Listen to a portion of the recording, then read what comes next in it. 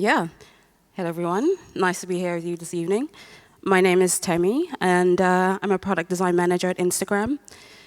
So I'm actually going to be giving you a talk about career growth as designers and how we can progress regardless of the path, the track that we're on. So whether we are individual contributors or whether we're managers. And I figured that a good way to do this would be to tell you a bit about my own journey, a bit about my own story, and ultimately some of the things that I've learned throughout my career in design. And I figured that if I was going to tell you my story and my journey, then I would need to start at the beginning.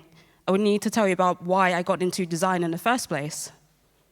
And I believe that I would not be here today were it not for NSYNC. Actually, can I get a show of hands for who even knows who NSYNC is? Oh, snap. Actually, quite a lot of you. For the two people who don't know, NSYNC were an American boy band, super popular in the 90s and the early 2000s. You might recognize Justin Timberlake, who's kind of like the Beyonce of this group anyway. But at 12 years old, two huge things were colliding in my life. One of those things was NSYNC, of course, and I was becoming London's biggest fangirl. And the other thing was the internet. And these two loves ended up sort of crashing into each other. And the way that happened was, for me, as London's biggest NSYNC fangirl, what better way to express my undying love of this band than by making fan page after fan page after fan page after fan page. I made so many. And I actually started off on random website builders like GeoCities and AngelFire. I'm seeing some head nods, yeah. RIP.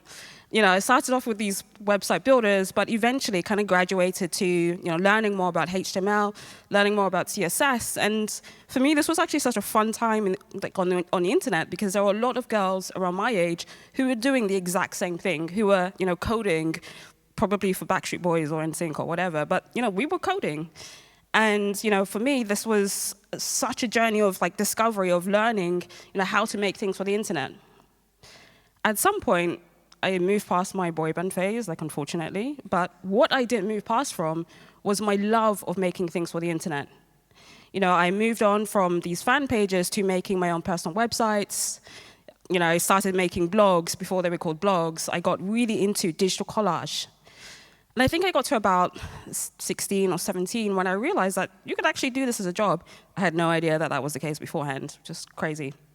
And I managed to convince my parents that I would be doing this design thing instead of becoming an accountant or a doctor or something like that. And luckily for them, I wouldn't be poor doing it. So I went to uni for new media, as it was kind of ambiguously known back then, did a couple stints as an intern, made my way up from being a junior to being mid-level. At some point, made this switch from being in digital agency to being in product. And all the while, as I'm kind of making this journey, going from being an intern to being a senior, this feeling of imposter syndrome that I had, as a junior, started to get, quieter and quieter as I got more experience, as I gained, more confidence, as I'd been exposed to more situations. And for me, this was what a career path, a career ladder looked like. I assumed that at some point I would be senior enough to start leading a team of my own. And I got to this stage. I remember back in 2015, I had an interview with a company, a startup here in Berlin called Blinkist. And that first interview, I was I think interviewing with one of the co-founders, and I said to him, my ambition is to grow and to lead this team. That was really what I wanted to do. So, I started off then basically being this sort of player coach, being designer number one, but at some point having, a couple of reports. And the team grew and grew, and I realized that at some point, this team is going to be big enough to the point where the only thing I'm focusing on is management. And sure enough, I kind of got to that point. And when I got there, I think, whether it was a year in or something like that, I suddenly realized that my inner critic had re-emerged. And I kind of panicked because I felt like what happened to that confidence that I had built up, over my years as a designer? Why am I suddenly doubting my presence, when I need to kind of step up and, be the leader of this team? And, to me, I think what I realized was kind of behind this feeling, behind the reemergence of this inner critic, was that when you move on to management, there is oftentimes something that no one ever really tells you, which is that this is a different job. I'm seeing some head nods, so I see some people can relate. This is a different job. Design management is a different job. And yeah, I think, sometimes we kind of get that. But I don't think we often fully conceptualize it as, fundamentally a different job. And what I mean by that is that, a lot of the skills that we were building as we went from, junior to senior and so on, they're not applicable here in quite the same way. Oftentimes our day-to-day ends up looking very different. The outcomes that we're responsible for are very different. The challenges that we face are very different. So I think, sometimes we think of becoming a manager as, taking a step up the career ladder. When I think in actuality, it's like moving from one ladder onto a completely new ladder entirely. And when we move on to this new ladder, where do we start when we are climbing up ladder? We start at the bottom. And I think, when we get to this new ladder, we realize that, we're confronted with new situations that we weren't really having to deal with as designers. Whether it's things like, having to resolve conflict between teams, or, giving someone feedback on their performance. I think doing these things for the first time can feel really scary. So, that was a big realization for me that, I wasn't simply just kind of moving up the ladder. I was stepping into a new job, stepping into a new role. So I think then if we accept that, design management is a new job, why do we even move on to this path anyway? And I think for a lot of us, we take this next step because we reach a point of seniority where it's completely normal, it's completely logical to start asking what's next. We reach this inflection point. And sometimes because of the things that we've been doing anyway in our role, maybe we've been taking on more sort of managerial accountabilities. The answer does feel like management. It feels, completely natural. I think for others, we might have the experience of our managers coming to us and asking hey, do you want to be a manager? And I think oftentimes that comes from them recognizing, that we're great at what we do, that we've built the respect and the trust of our team. So they want to bestow us with the responsibility of leading others. For other people, we might start to consider this because we look at the individual contributor path and we feel like at a certain point, it just gets really vague and really fuzzy. And we might look then to the manager path and feel like, actually, that's a lot more defined. Maybe I should take a step there, where things just seem a lot more clear. So I think, whichever bucket we fall into, the questions, the things that occupy our mind as we're trying to think about what next, these are real pain points that can emerge.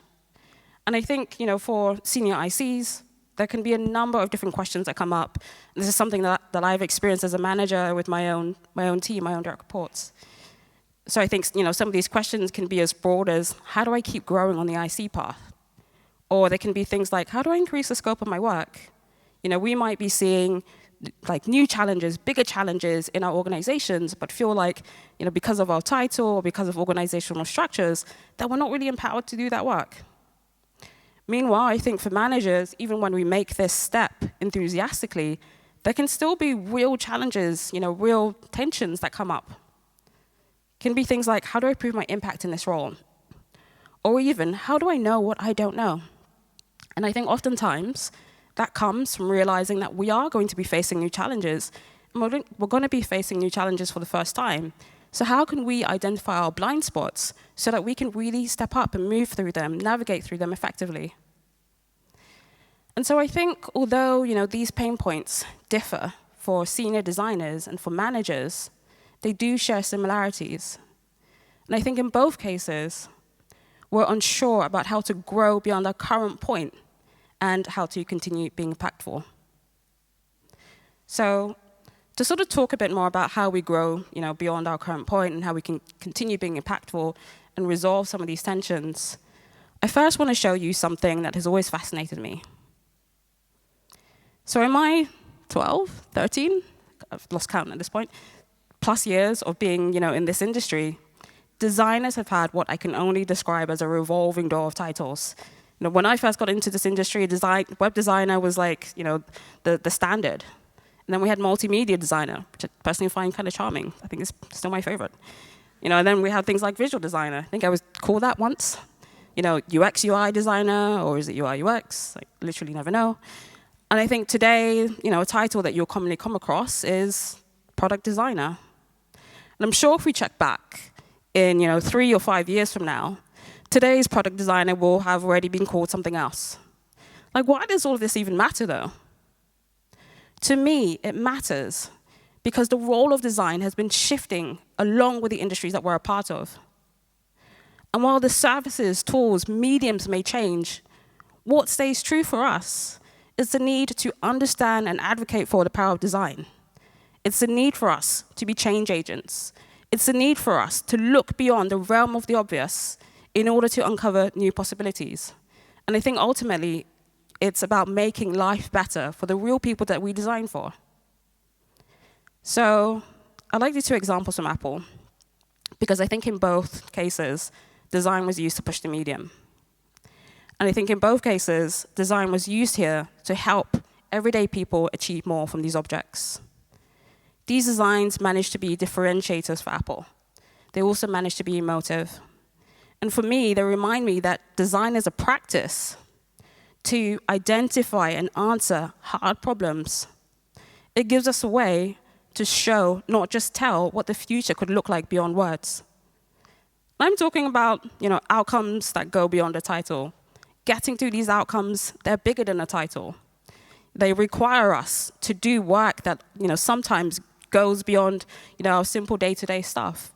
Whether that's designing a feature for a task, or whether that's, writing a quarterly performance review. I think getting to these outcomes requires skills of us that are oftentimes, the tricky bits of our jobs. Things like influence, things like managing up and across, things like, storytelling, or having the mindset that lets us know when to go beyond. And ultimately, I think it's crucial for us to realize that when we try and get to these outcomes, what we're often trying to do is lead a group of people in a certain direction. To me, that's by definition leadership. And therefore, when we look at leadership in this way, it's not just something that's relegated to managers or people that we traditionally classify as people in leadership roles. So when I think about how we can grow beyond, when we get to this inflection point, when we're looking for more scope and more impact, I think whether we are individual contributors, whether we're managers, our growth opportunity lies in our ability to grow as leaders. And I think when we think of growth in this way, we're able to empower ourselves to think a lot more boldly about our scope, our impact, and how we leave our mark, the way that we want to do this work. We stand in our conviction, when it comes to the big, hard problems that are out there. We make it our jobs to identify those problems. And oftentimes, those problems go beyond, just iterating for the status quo. Those problems can look like things like finding new value streams through innovation, or utilizing systems thinking and deep customer understanding in order to reimagine, end-to-end experiences holistically. Or they might even introduce paradigm shifts to the way that we solve problems. So I think that the question then becomes, if we want to get to these outcomes, how do we lead? Because ultimately, we can't, get to these outcomes alone. They require us to bring people along. So when I think about, how we can step up and lead, I feel like there is, value in both leading as an individual contributor and leading as a manager. And I like to break down, the how and think about that in terms of the tools that we have at our disposal. And I like to think of this in terms of a, mental model of maker and manager tools. And tools are effectively the things that you do that lead to certain outcomes. We're going to talk about this, but first I'm going to have a sip of water.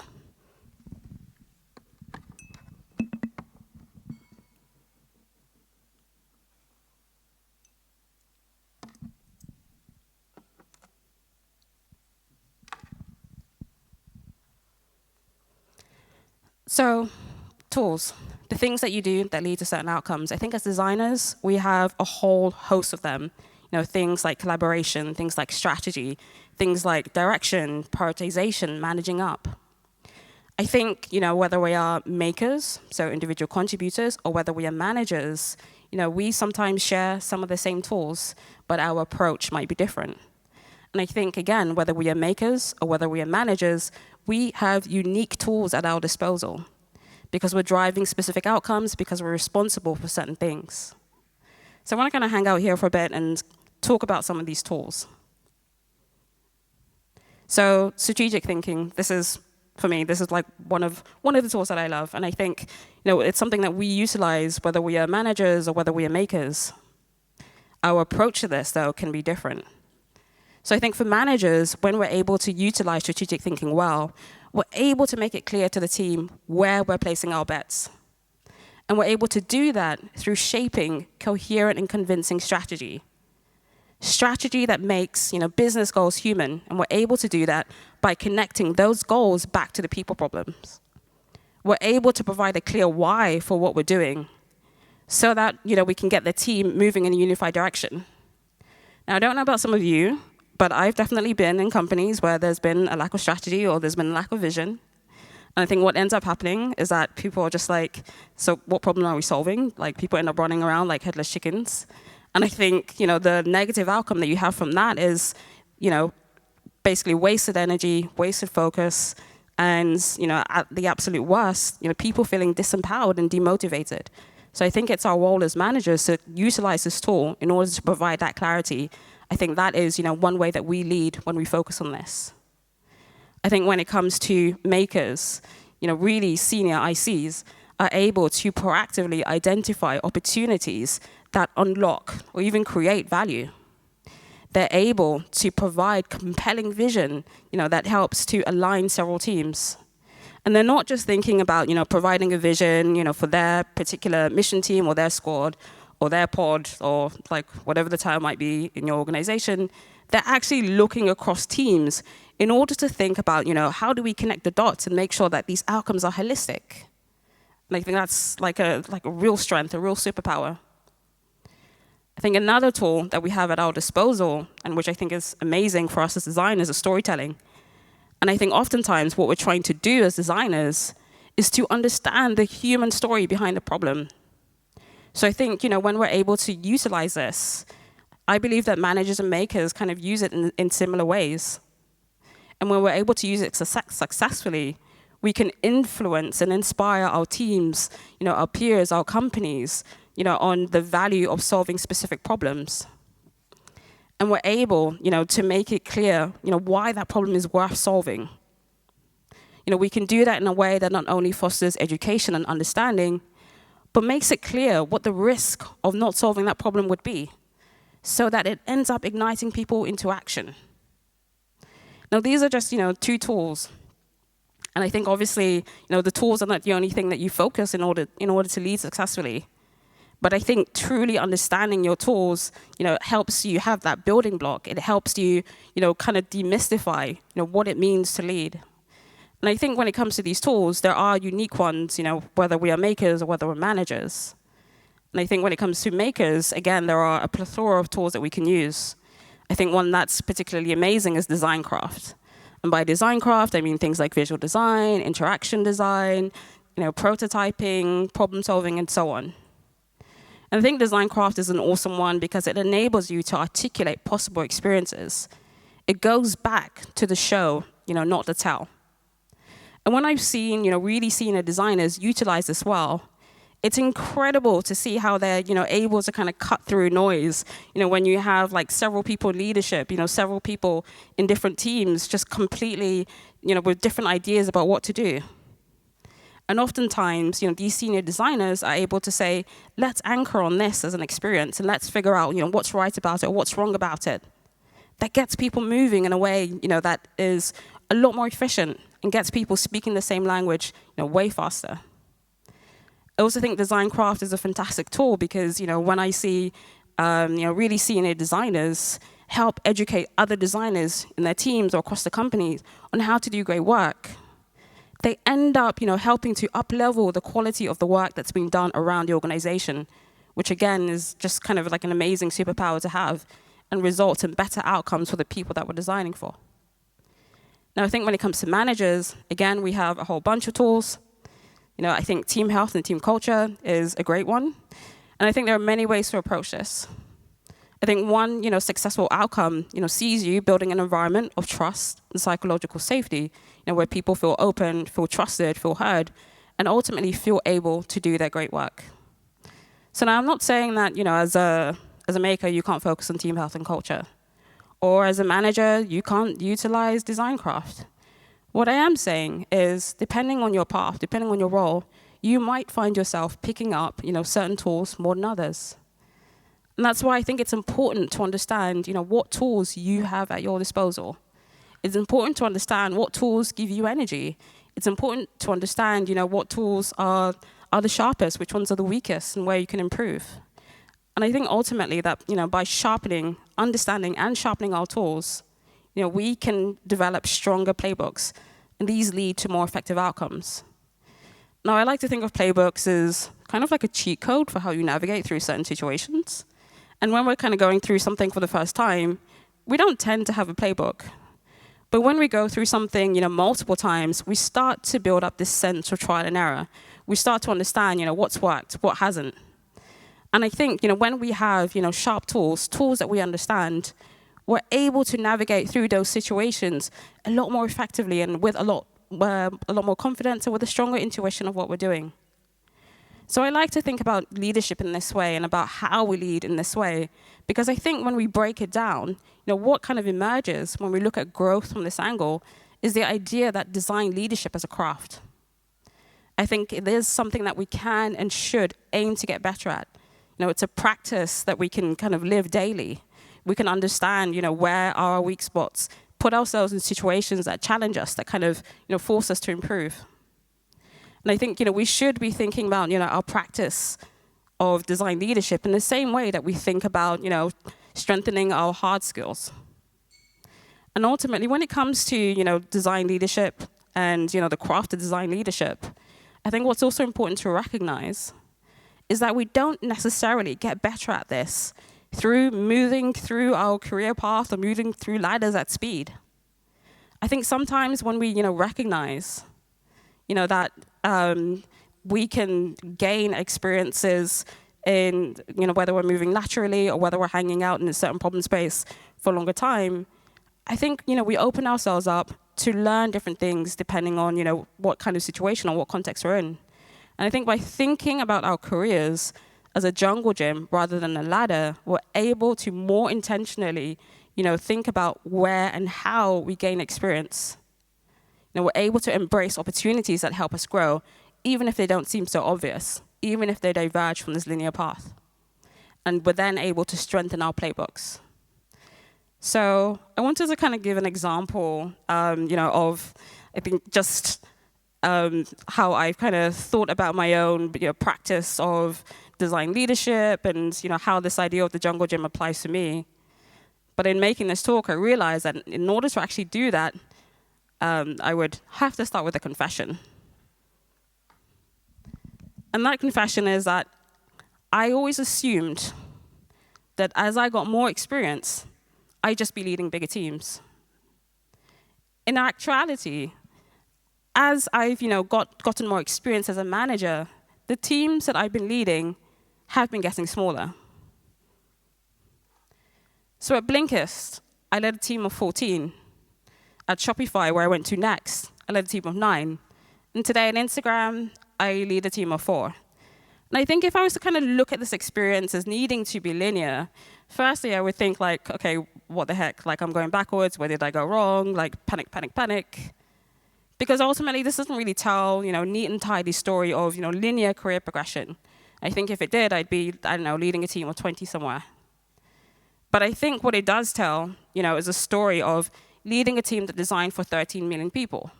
Leading one that designed for over 50 million people. And today, leading one that designs for 2.5 billion people. I think another way to look at the story, which is also my favorite way to look at the story, is in terms of, what I've learned, what I've strengthened. So at Blinkist, that was all about building strong teams. At Shopify, my learnings there have been about design for bigger scale. And today at Instagram, a lot of what I'm learning and a lot of the challenges that I'm facing are about navigating complex ecosystems. And I don't just mean in terms of the product, I mean that in terms of the company as well. So ultimately, these experiences have exposed me to new situations, new problems, new challenges that have helped me to identify my own leadership gaps, things like managing up. They've also helped me to strengthen my playbooks, in things like the power of design visions and managing through change. And ultimately, what they've helped me to do is unearth my principles and what I stand for as a design leader. So when I reflect, I think just generally on my own career journey, my own path, I think the thing that I'm left with, the thing that sort of sticks to mind for me as a through line, if you like, is that my journey has been one of becoming a stronger leader and not just a good manager. Now, the day-to-day is super important to me. To me, it's always a priority to be a good manager. But I think, the times when I have experienced the most challenge, the times that have forced me to grow the most, have been the times where it's been required of me to step up as a leader. Things like managing through the pandemic, trying to understand, how do we, make sure that we have, safe spaces? How do we make sure that we're demonstrating care? Yet also sort of being faced with the reality that, we're still kind of in an organization that expects a certain output. How do we reconcile those two things? Those aren't easy challenges that are, merely solved by thinking about, what is the day-to-day. So I think it's been a journey for me of sharpening my tools, strengthening my playbooks, but it's also been one of trying to master my mindset and silence my inner critic. So that leads me to my third and final revelation, which is this. I think sometimes our self-doubts can be our biggest stumbling block. And this is something that I've seen time and time again.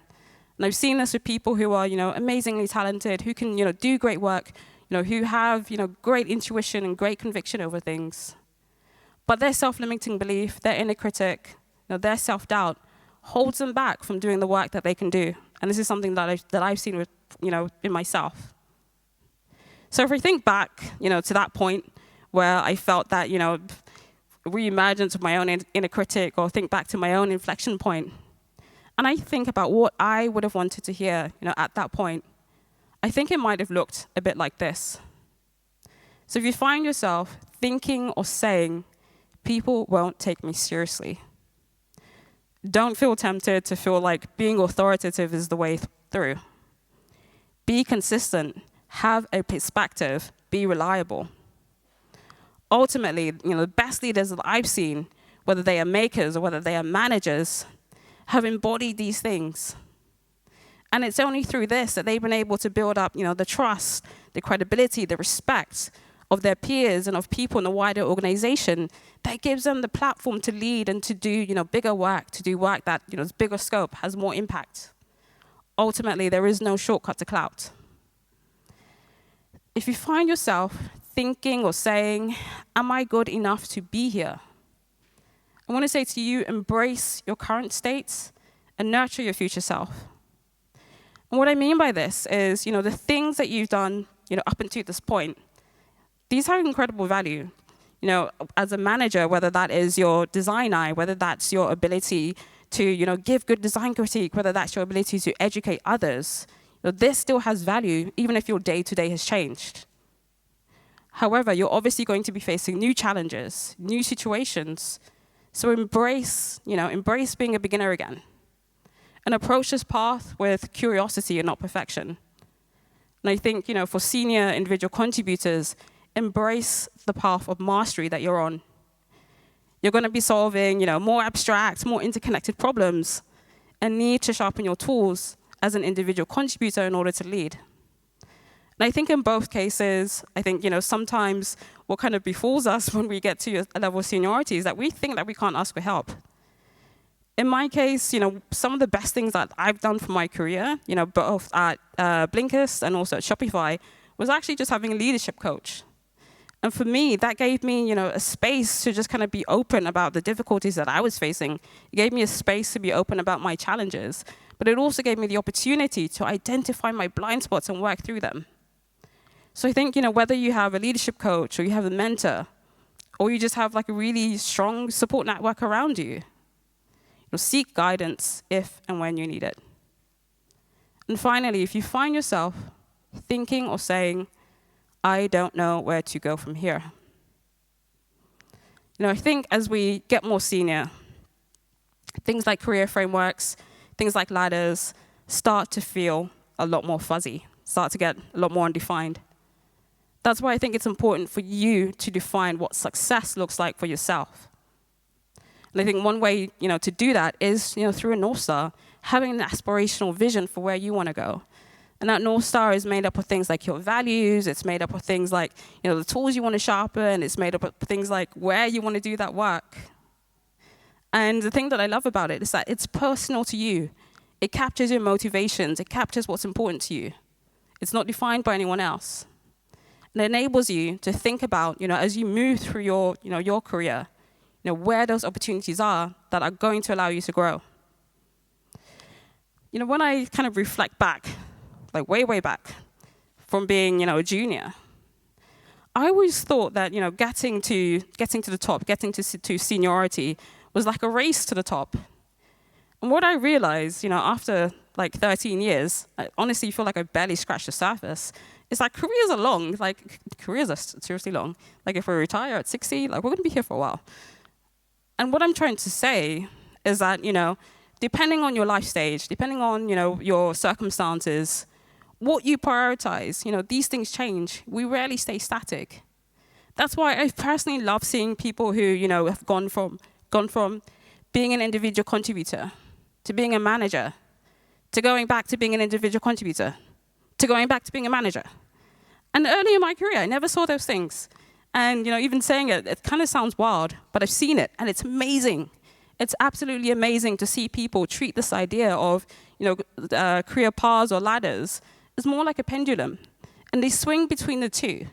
And, it's great to see the skills that they acquire, being on these different paths, being responsible for different outcomes.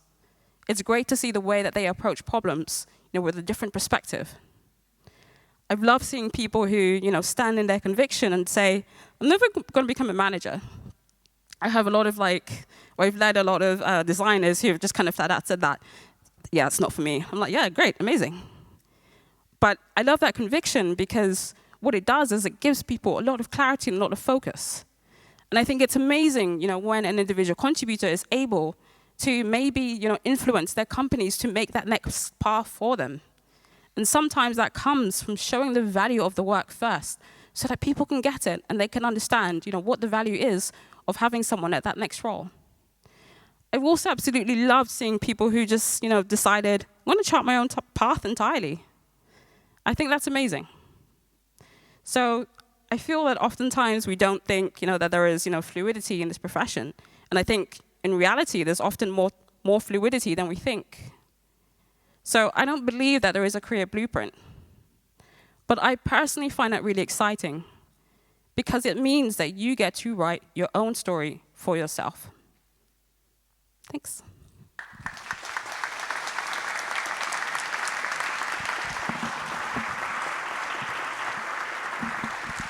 All right, everyone. Is this on? Is it on? Is it on? Yeah, that's gone. Thank you so much, everyone, for being part of this experiment that we ran this year, Leadership Ateliers. We've had a lot of feedback of people wanting something like this to happen, and we gave it a great shot. We were so lucky to have some of the best facilitators and people that we can find, Temi joining us well tonight.